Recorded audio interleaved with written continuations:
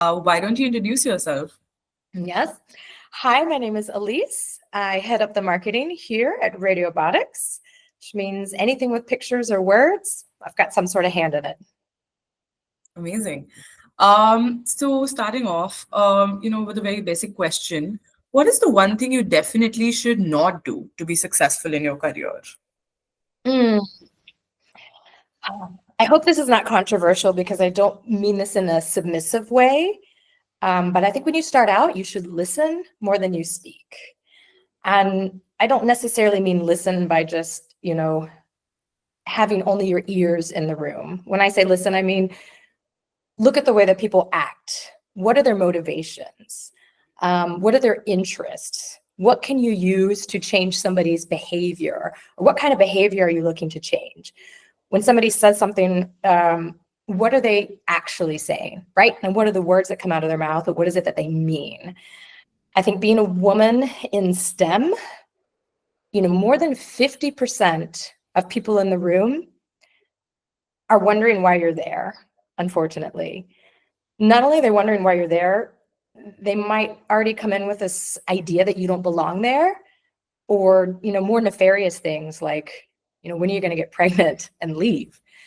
So listen more than you speak, because I think you'll see who are your allies, who are people you can depend on, what are people's motivations, what are their ulterior motives. You're going to get a better understanding of who are your friends, who are your influencers, who are your backers, where do you belong, where can you have an influence, where can you find your place.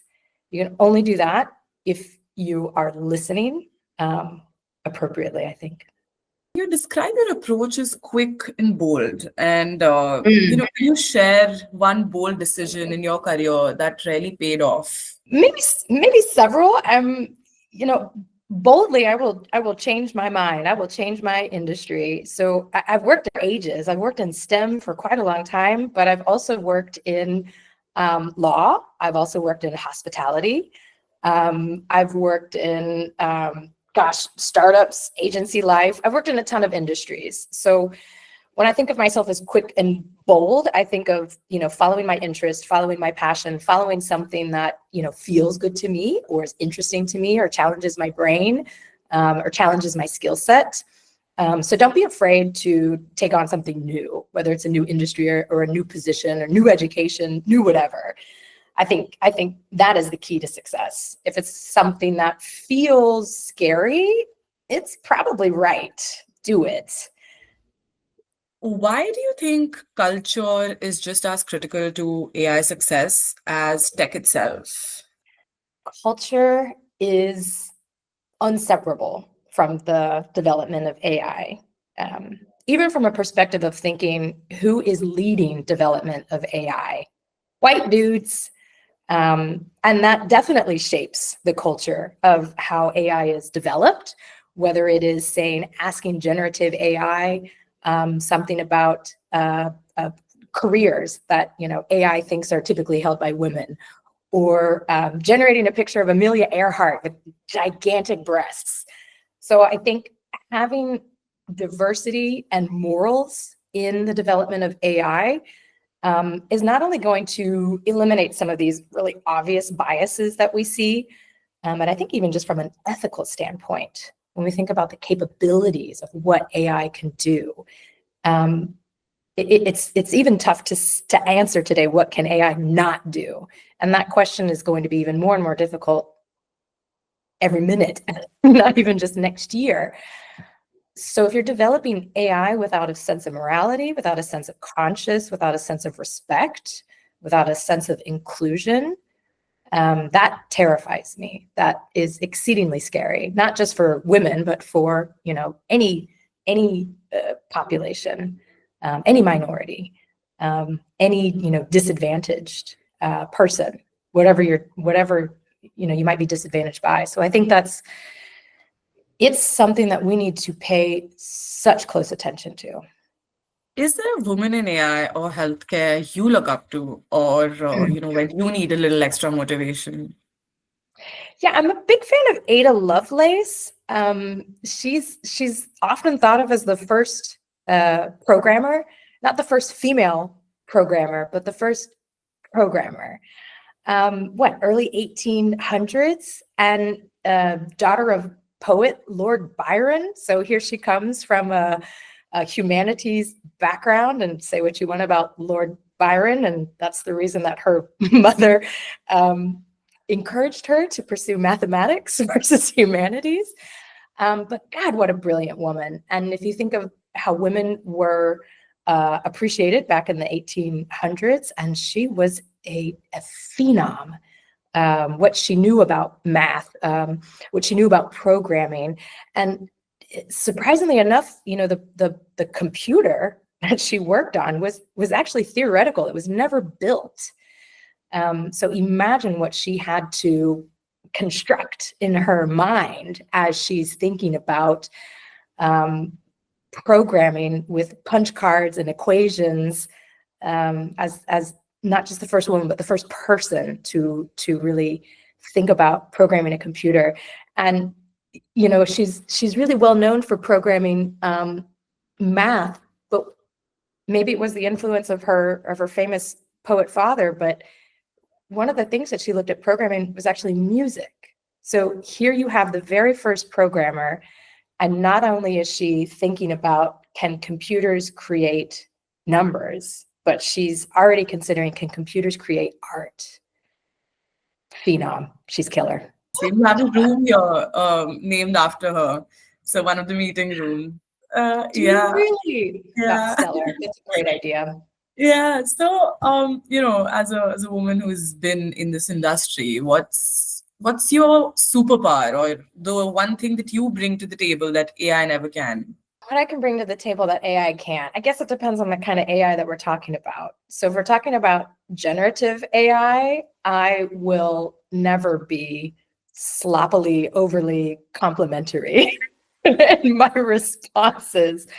I think if we're talking generative AI, and especially with text, I have learned to become a lot more discerning and not to immediately say, "Oh, that's a great idea.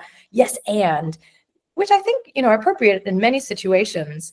But in this day and age where things are so affirmative, and God grant me the courage of an average white man, it's so nice to not have to say in a room like, "Oh, great idea. Oh, great job. I love this." I think you say a lot more when you are critical of something, constructively critical, but I think you say more when you say no. So that would be my rebuttal to generative AI. But then, of course, there's your run-of-the-mill deep learning or machine learning models. And there, I mean, I can't out crunch that sort of calculation by any stretch. But when it comes to combining things, or pulling in data from different experience levels, different data sets, reasoning through things, I mean, that's something that AI won't be able to do until we really break the true thinking box. So yeah, pulling together different ideas, thinking about things critically, looking at pros and cons, looking at future possibilities, if. These are things that you bring to the table that AI, at least as it stands, cannot do. And that goes back to this whole creativity thing, where as much cool stuff as AI, and again, this is generative AI, but as much cool stuff as generative AI creates, it is not creative. It is only taking from historical data, whatever that data might be. And it's also the limited amount of data that algorithm has crawled, that algorithm has been taught on. So not only are you looking at a subset of information that humanity has created, it's an even smaller subset of where did we get, steal, learn, get this data from. So I really think that if you think critically, if you think creatively, these are things that AI just cannot touch. And anything that you see that you're like, "Oh, that's new," it ain't new. You humans bring the newness to the table. What's one assumption or stereotype people often make when they hear that you work in AI? Oh, the number one question I get when I tell people I work in AI is, when is AI going to steal my job? Or when is, AI going to rule the world? Do I need to apologize to my AI? Oh, I'm nice to my AI. Do you think it will overlook me in the future machine takeover? I get these questions all the time. I think people forget that AI is a tool. And again, it doesn't think creatively. It doesn't think out of the box, at least as we are talking today. I think AI is taking some jobs, but what advancements that humans have created haven't displaced some jobs. This is a thing that happens as new tools are invented. But I think the thing to really embrace and maintain comfort in is that AI is not us.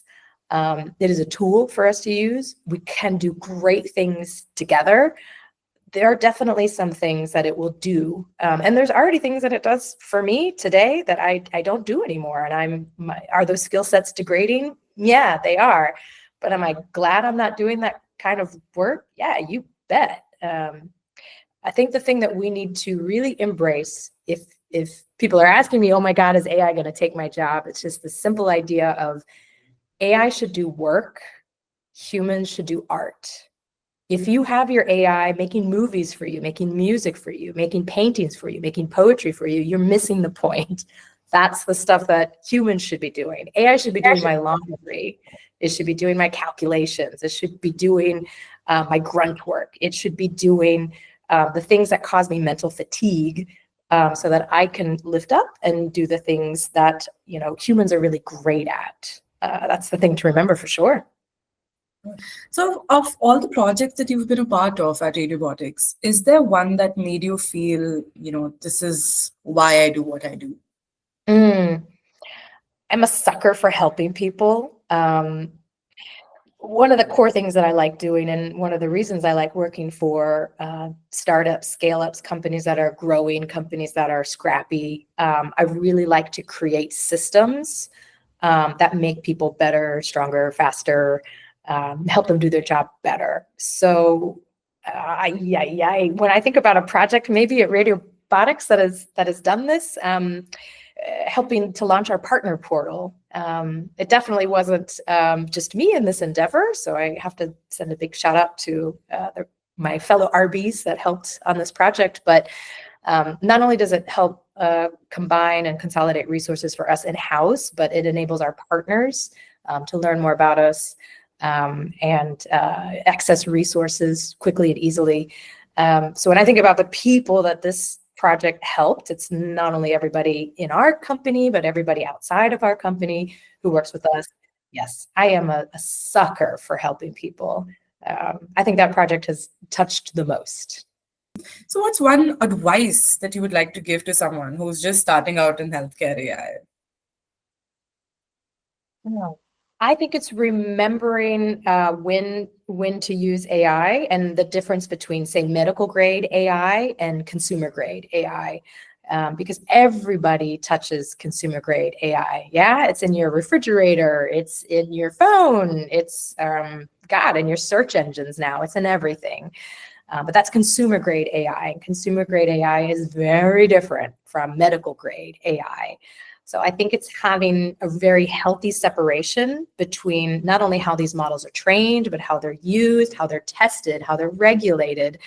That is something that the general public has not been introduced to and has not really grasped. And that's why you might see people say uploading images to Grok and then going, oh my God, AI is stupid. I can't believe our doctors are using this. Well, yeah, you shouldn't do that.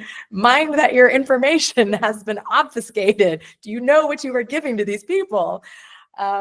But yeah, I think it's having a really good understanding of the differences between not just AI algorithms, but AI use cases, how those are regulated, how those are monitored, how those are utilized, how they are trained, how they are deployed, how they are tested, how they are monitored, maintained, et cetera, et cetera. It's apples to oranges.